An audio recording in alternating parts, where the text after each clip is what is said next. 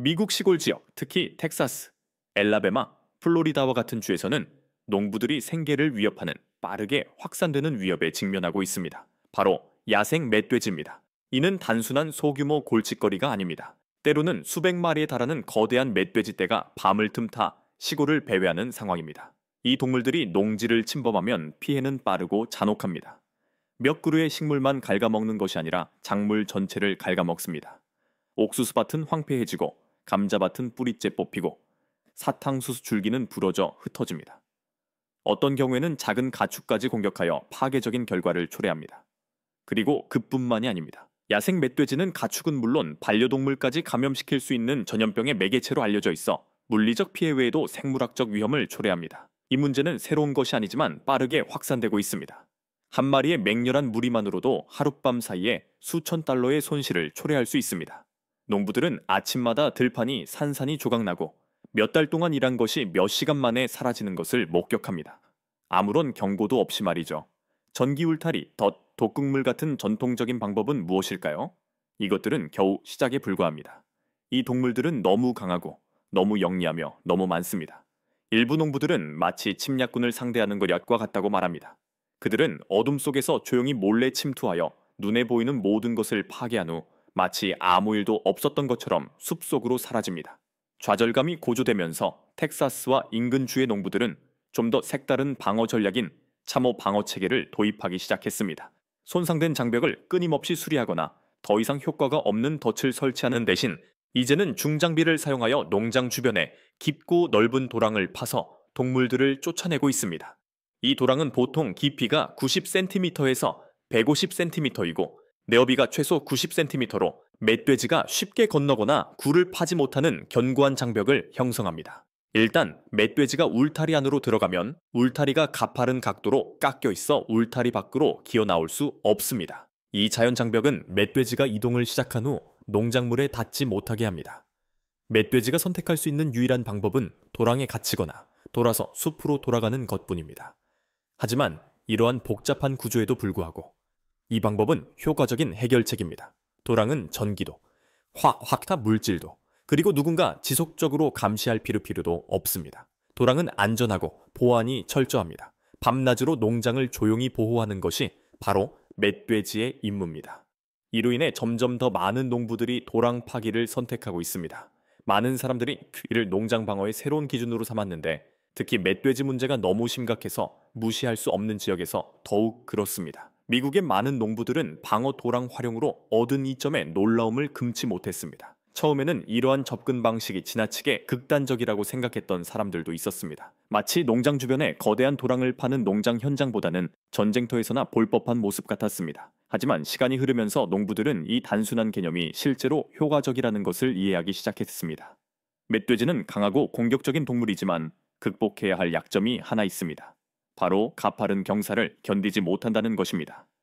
팀면 5cm 깊이의 참에 부딪히면 상황을 파악하는데 어려움을 겪습니다. 두 동물 사이의 거리가 너무 멀어 점프할 수 없고 벽이 너무 가파른 경우에는 오를 수 없지만 멧돼지는 시도를 합니다. 대부분의 경우 멧돼지는 빠져서 꼼짝 못하거나 그냥 포기해버립니다. 그들은 농작물을 공격하기보다는 숲으로 돌아가기로 결심심하고 돌아서서 되돌아갑니다. 농부들은 멧돼지 무리가 참호를 따라 서성거리며 안으로 들어가려고 애쓰지만 번번이 실패하는 모습을 담은 영상을 공유했습니다. 어떤 멧돼지들은 여러 번 시도하지만 결국 다른 선택의 여지가 없어 떠날 수밖에 없습니다. 이러한 이유로 방어용 참호는 점점 더 널리 사용되고 있습니다. 단순히 한두 마리의 동물을 막는 것이 아니라 동물 무리 전체를 막을 수 있습니다. 지속적인 주의가 필요 없이 이러한 효과를 얻을 수 있습니다. 전기 울타리와 달리 참호는 외부 전원이 필요하지 않습니다. 함정과 달리 작동을 위해 재설정이 필요하지 않습니다. 또한 화학물질과 달리 환경에 어떠한 피해도 입히지 않습니다. 도랑을 파고 나면 도랑은 아무 일도 하지 않고 주 7일 24시간 내내 그 자리에 앉아 작동합니다. 또 다른 중요한 장점은 도랑이 다른 야생동물의 출입을 막지 않는다는 것입니다. 소음도 냄새도 나지 않으며 농장동물이나 반려동물에게 위험을 초래하지 않습니다. 수년간 농작물을 지키기 위해 노력해온 농부들에게 이 방법은 의미 있는 진전을 의미합니다. 아침에 눈을 뜨면 더 이상 밭이 파괴된 것을 발견하지 못합니다. 동시에 농부들은 잠자는 동안에도 도랑이 조용히 제 역할을 다하고 있다는 것을 알게 됩니다. 간단한 해결책이지만 때로는 가장 간단한 아이디어가 가장 기발한 아이디어로 이어지는 경우가 있습니다. 그 이유는 점점 더 많은 농부들이 방어용 참호를 농장 보호의 새로운 기준으로 인식하기 시작했기 때문입니다. 하지만 다른 모든 해결책과 마찬가지로 참호 파괴는 고유한 어려움이 따릅니다. 삽을 들고 땅에 구멍을 파는 것만큼 간단하지 않습니다. 대규모 방어용 도랑을 건설하려면 상당한 계획, 노력, 그리고 재정적 투자가 필요합니다. 가장 중요한 첫 번째 문제는 비용입니다. 도랑을 파는 것은 특히 대규모 농장에서 비용이 많이 드는 작업입니다. 농부들에게는 불도저나 굴삭기와 같은 중장비 사용이 필수적입니다. 또한 기계를 작동하려면 숙련된 운전자가 필요하며 이를 위해 인건비, 연료비, 그리고 시간 투자가 필요합니다. 또한 여러 지역에서 평균 파기 비용은 미터당 2미국 달러 이상이 될 수 있습니다. 처음에는 별것 아닌 것처럼 보일 수 있지만 금세 상당한 금액으로 누적됩니다. 5km, 10km, 심지어 20km에 달하는 경계를 가진 농장은 결국 수만 미국 달러, 심지어 어떤 경우에는 그 이상을 지출하게 될 수도 있습니다. 게다가 도랑을 건설한다고 해서 비용이 끝나는 것은 아닙니다. 게다가 유지관리 문제도 있습니다. 폭우가 내리는 지역에서는 도랑이 진흙으로 막힐 가능성이 있습니다. 원래 방어용 도랑이었던 곳이 결국 진흙탕으로 변할 가능성이 있습니다. 이러한 상황에서는 도랑이 더 이상 장벽 역할을 할 수 없습니다. 야생 멧돼지가 도랑 위를 걸어 다닐 수 있게 됩니다. 이러한 이유로 농부들은 적절한 배수 시스템을 구축해야 합니다. 배수 시스템의 형태를 유지하기 위해 옹벽이나 보강된 측면이 필요할 수도 있습니다. 이로 인해 비용과 작업량이 모두 증가합니다. 또 다른 중요한 우려사항은 안전 문제입니다. 너무 깊어서 명확하게 표시되지 않은 도랑은 매우 위험할 수 있습니다. 트랙터가 도랑에 빠지거나 야간 작업 중 작업자가 넘어지거나 트럭이 도랑을 건너려다 갇히는 사고가 발생했습니다. 경고 표지판 설치, 눈에 잘 띄는 표지 설치, 그리고 차량과 작업자를 위한 작은 다리나 경사로와 같은 안전한 횡단보도 건설은 이러한 조치의 중요성을 보여주는 예입니다. 지형 또한 고려하는 것이 중요합니다. 트렌칭은 평탄하거나 경사가 완만한 지형에서 가장 효과적입니다. 농장이 산악지대나 바위 투성이 지역에 위치하면 땅을 파는 과정이 훨씬 더 어려워집니다. 바위나 나무 뿌리와 같은 장애물을 피해 기계가 움직여야 하기 때문에 작업 속도가 느려지고 결국 비용이 더욱 증가합니다. 어떤 상황에서는 농부가 정말 이 작업이 가치가 있을까라고 자문해야 합니다. 땅이 너무 험난하면 아니요라는 답이 나올 수도 있겠습니다. 결과적으로 방어용 참호는 효과적인 해결책이지만 모든 상황에 이상적인 해결책은 아닙니다. 농부들은 이 방법에 투자하기 전에 신중하게 고려해야 합니다. 참호가 제대로 기능하도록 유지하려면 상당한 시간, 비용, 그리고 지속적인 유지 관리가 필요합니다. 야생 멧돼지 관리는 두 가지 주요 접근 방식이 있습니다. 총기 사냥과 참호 파기입니다. 다양한 접근 방식은 각각 고유한 장점을 가지고 있습니다. 즉각적인 개체수 조절에 있어 사냥은 빠르고 효율적인 방법입니다. 농부나 사냥꾼이 멧돼지를 찾아 즉시 개체수를 줄일 수 있습니다. 또한 많은 시골 지역에서 사냥은 관습으로 자리 잡고 있으며 어떤 사람들에게는 고기 판매나 가이드 사냥을 통해 추가 수입을 창출하는 수단이기도 합니다. 하지만 사냥이 항상 실용적인 선택지는 아닙니다. 멧돼지의 빠른 번식력 때문에 어느 날 멧돼지 무리가 박멸되더라도 몇 달 후 또 다른 무리가 나타나는 것을 막을 수는 없습니다. 사냥은 많은 시간과 노력이 필요한 활동이며 특히 적대적인 대형 멧돼지를 상대할 때 사람들을 잠재적으로 위험한 상황에 빠뜨릴 수 있습니다. 반면 도랑을 파는 것은 수동적인 보호와 장기적인 보호를 제공합니다. 도랑이 만들어지는 순간 그것은 낮이든 밤이든 언제든 감독 없이 작동할 수 있는 물리적 장벽으로 변합니다. 멧돼지는 이 깊은 도랑에서 기어나오거나 뛰어넘을 수 없기 때문에 작물 생산에 사용되는 땅을 피할 수밖에 없습니다. 참호는 일단 건설되면 연료, 총알, 인력이 필요하지 않습니다. 게다가 다른 야생동물을 교란하거나 환경에 피해를 입히지 않습니다.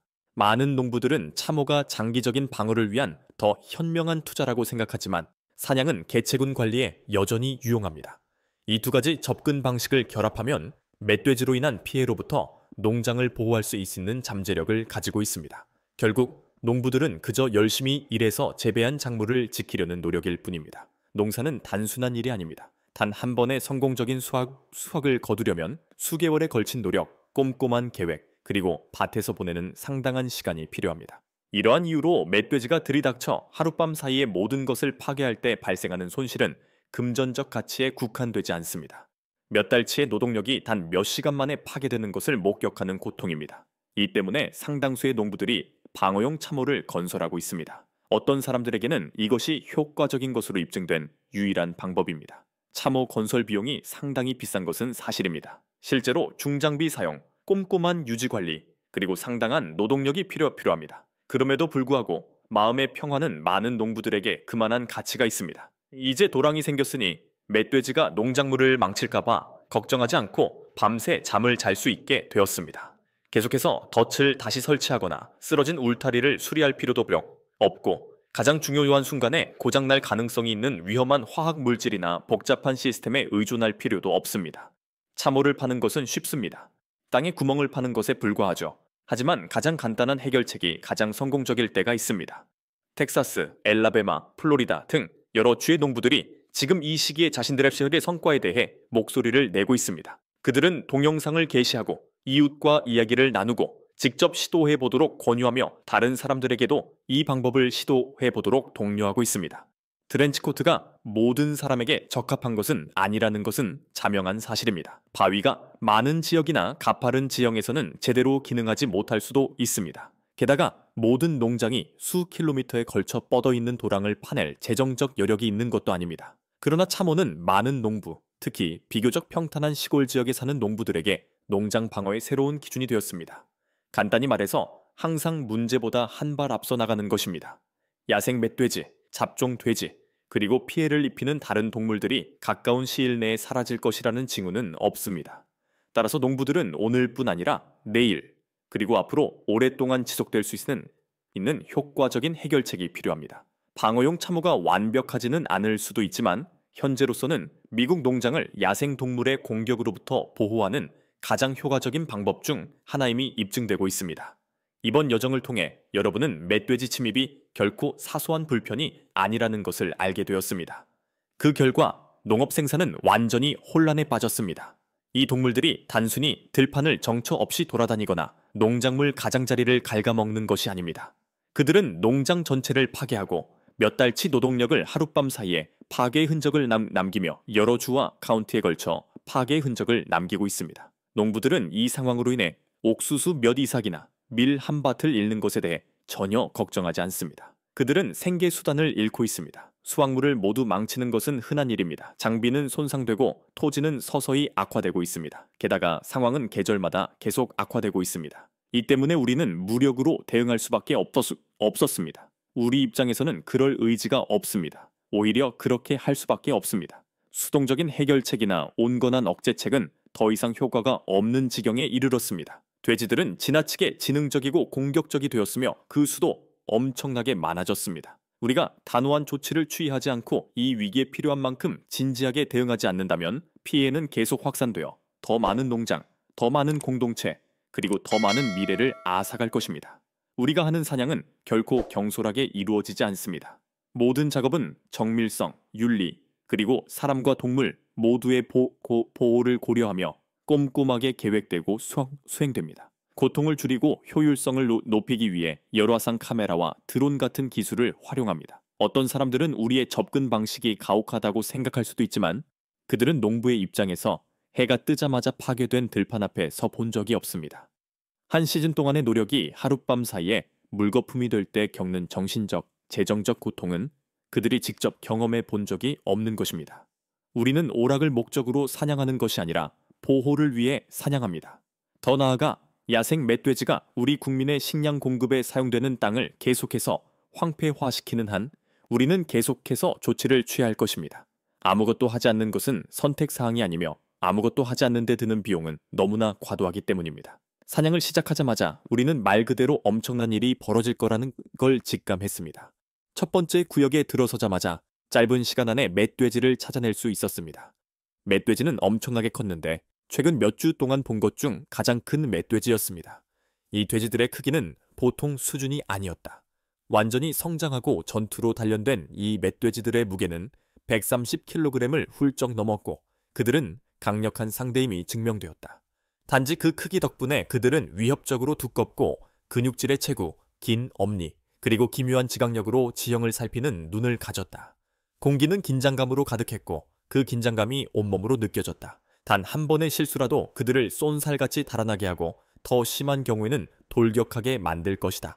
하지만 우리는 준비가 되어 있었다. 이런 일이 처음도 아니었고 마지막도 아닐 것이다.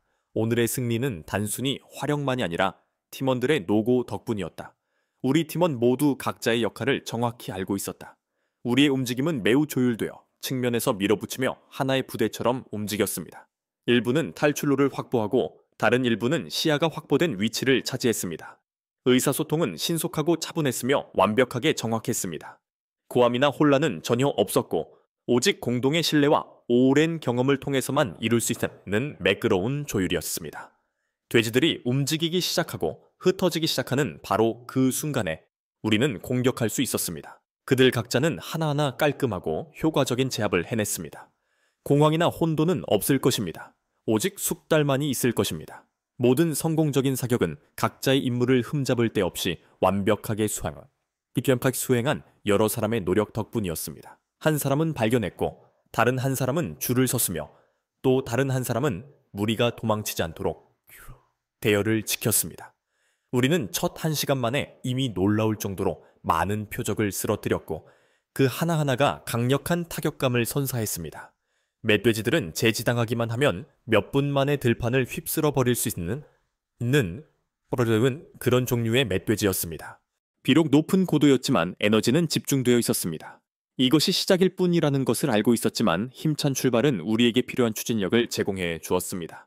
야생 멧돼지 사냥이 쉬운 일은 아니지만 팀원들 간의 유대감, 우리 모두가 공유하는 목표, 그리고 우리 모두가 지닌 규율이 어려운 장애물을 조화로운 성공으로 바꿀 수 있다는 것을 다시 한번 일깨워 주었습니다. 이런 날에는 단결이 모든 것을 좌우합니다. 흥분이나 개인적인 열정이라는 명분으로 우리는 멧돼지 사냥에 참여하지 않습니다. 이 상황에서는 취미에 빠지거나 아드레날린을 추구할 의도가 없습니다. 다시 말해 우리가 너무나 잘 이해하고 있는 책임을 받아들이는 것입니다. 우리는 이 동물들을 사냥하는 것을 훨씬 더 큰 문제, 즉 우리 환경, 농업 자원, 그리고 우리 주변 생태계의 섬세한 균형을 보호해야 한다는 절실한 필요성에 대한 인식에서 비롯된 책임으로 여깁니다. 야생 돼지는 골칫거리일 뿐만 아니라 환경에도 위협이 됩니다. 그들이 그곳에 있다는 사실만으로도 환경 전체에 영향을 미치는 파급 효과를 일으킵니다. 토종 식물과 동물들이 뿌리째 뽑히고 서식지가 파괴되고 수로가 오염되고 여러 세대에 걸쳐 평화롭게 공존해온 종들이 아무런 이유 없이 쫓겨납니다.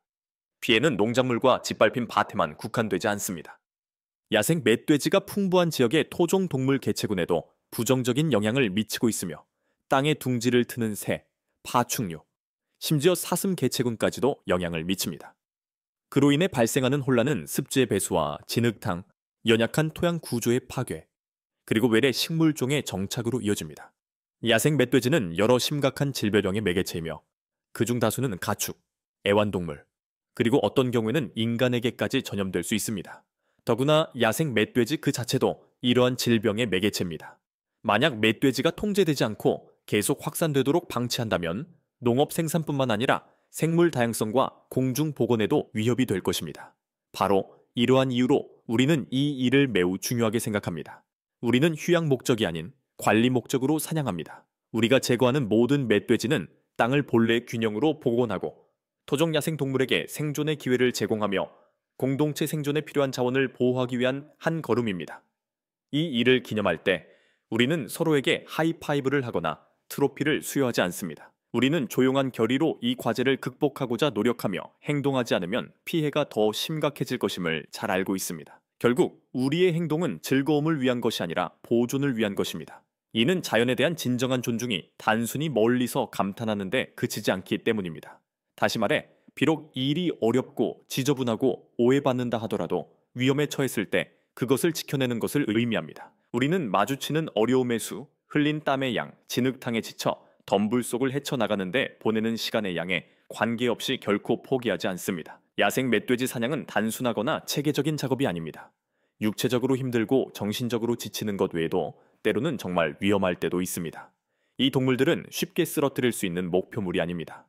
궁지에 몰리면 반격하며 공격적이고 지능적입니다. 사냥꾼들이 공격을 받으면 발이 부러지고 상에 베이고 온몸에 멍과 피가 남습니다. 어떤 날은 이곳에서 우리가 치르는 대가가 단순한 피로를 넘어 부상입니다. 그럼에도 불구하고 우리는 이 임무가 우리 자신의 편안함보다 더 중요하기 때문에 계속해서 열심히 일합니다. 트로피나 인정을 얻기 위한 것이 아닙니다. 우리가 이 보존 활동을 하는 이유는 바로 땅과 그 땅에 의존하는 사람들, 그리고 야생 멧돼지의 무분별한 확산으로 파괴되고 있는 생태계를 위해서입니다. 멧돼지가 초래하는 피해를 직접 목격하고 나면 이 싸움이 피를 흘릴 만한 가치가 있다는 것을 깨닫게 될 것입니다. 그들의 행동으로 하룻밤 사이에 수확물이 모두 사라지고 울타리가 무너지고 토종 야생 동물들이 쫓겨났습니다. 찌는 듯한 더위든 매서운 바람이든 달빛 아래서 길을 찾는 모든 밤, 그리고 우리가 견뎌낸 모든 아찔한 순간이든 이 모든 것은 목적을 위해 존재합니다. 때로는 두려움을 느낄 때가 있습니다. 돌진하는 멧돼지의 으르렁거리는 소리가 들리거나 너무 가까이서 움직이는 것이 눈에 띄어 불안할 때도 있지만 두려움 때문에 앞으로 나아가지 못하는 것은 아닙니다. 오히려 우리의 감각을 예민하게 해줍니다. 그것은 우리에게 위태로운 일들을 깨닫게 하고 그런 일이 일어나면 우리는 물러서지 않습니다. 포기할 수 없기에 우리는 더욱 굳건한 의지를 다지고 안정적인 호흡 패턴을 찾으며 우리가 이곳에 와서 해야 할 일을 계속합니다. 하지만 농부들이 우리에게 의지하고 있을 때는 정반대입니다. 적에게 포위당해 땅 자체가 무너질 때는 그렇지 않습니다. 역경을 견뎌낸 결과 우리의 결의는 더욱 강해지고 각각의 상처는 패배가 아닌 저항의 역사를 보여줍니다. 우리는 지치고 긁히고 엉덩이가 뻐근한 채 집에 돌아올 수도 있습니다. 하지만 집으로 돌아올 때는 결코 패배하지 않습니다. 멧돼지와 마주칠 때에도 우리는 절대 물러서지 않습니다.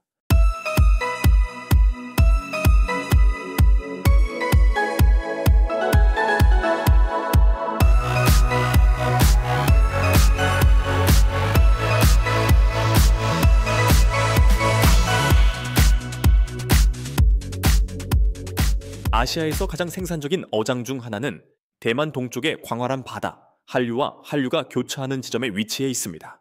이 지역은 거대한 황새치의 서식지이기도 합니다. 고대부터 이 날쌘 미끼 물고기는 바다의 힘과 야성을 상징하는 것으로 여겨져 왔습니다. 황새치 낚시는 대만의 생계 수단일 뿐만 아니라 오랫동안 대만 해양 문화의 중요한 부분을 차지해왔습니다. 오늘은 대만 어부들이 큰 황새치를 잡는 방법을 살펴보겠습니다. 대만의 해양 경제는 중요한 축인 어업 부문에 의해 뒷받침됩니다. 1,500km가 넘는 해안선과 동중국해와 태평양을 잇는 전략적 요충지를 갖춘 대만은 원양 어업 발전에 있어 상당한 우위를 점하고 있습니다. 연간 전체 어업 생산량은 약 1,200만 톤이며 원양 어업이 전체 생산량의 70% 이상을 차지합니다. 이 정보는 대만 농업부에서 제공한 것입니다. 대만의 원양 어선단은 연간 약 1,000톤에서 1,500톤의 황새치를 어획하며 주로 필리핀, 인도네시아, 남태평양 주변 지역에서 어획합니다. 또아오, 호아리엔, 동창 등 해양 지역에서 다양한 어업 활동을 찾아볼 수 있으며 이러한 어업 활동은 주로 이 지역을 중심으로 이루어집니다. 매년 9월이면 대만 어부들은 바다에서 황새치를 잡기 위한 항해를 시작합니다. 전통적인 기술인 투창을 사용합니다. 각 어선의 주 어부들은 서로 다른 위치에 배치됩니다. 그들은 사냥한 먹이를 향해 창을 던지는 임무를 맡습니다. 어부들이 그물을 효과적으로 던지려면 10년 이상의 전문 지식이 필요하려 합니다.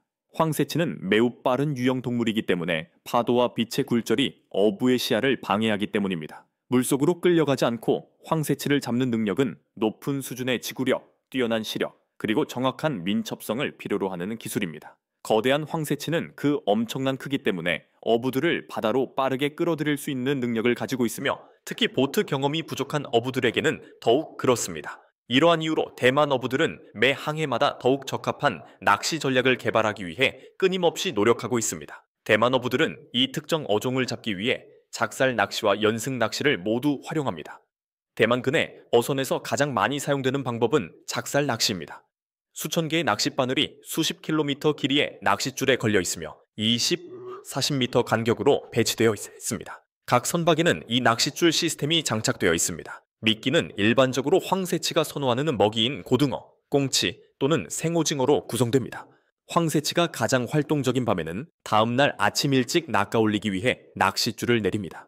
이 방법은 매우 효율적일 뿐만 아니라 넓은 지역을 포괄할 수 있다는 점이 여러 장점 중 하나입니다. 하지만 어부들은 거대한 물고기에 세게 부딪혀 낚싯줄이 끊어지거나 장비가 손상될 위험이 있습니다. 낚싯줄을 감으려면 어부들은 매번 고성능 트랙터를 사용해야 하며 거대한 물고기를 마주칠 경우를 대비하여 항상 임시 방편을 마련해야 합니다. 큰 황새치를 잡는 데는 몇 시간이 걸릴 수 있습니다. 황새치는 낚시 바늘에 걸리면 종종 격렬한 저항을 보입니다. 재빠르게 움직이거나 마구 휘두르거나 물 밖으로 뛰어오르거나 휘둘리면서 밧줄이 끊어지는 경우가 많습니다. 사람들은 평정심을 유지하고 손잡이를 단단히 잡고 밧줄의 장력을 조절하며 한 명씩 힘껏 당겨야 합니다. 때로는 서너 명씩 짝을 지어 번갈아가며 잡아당겨야 할 때도 있습니다.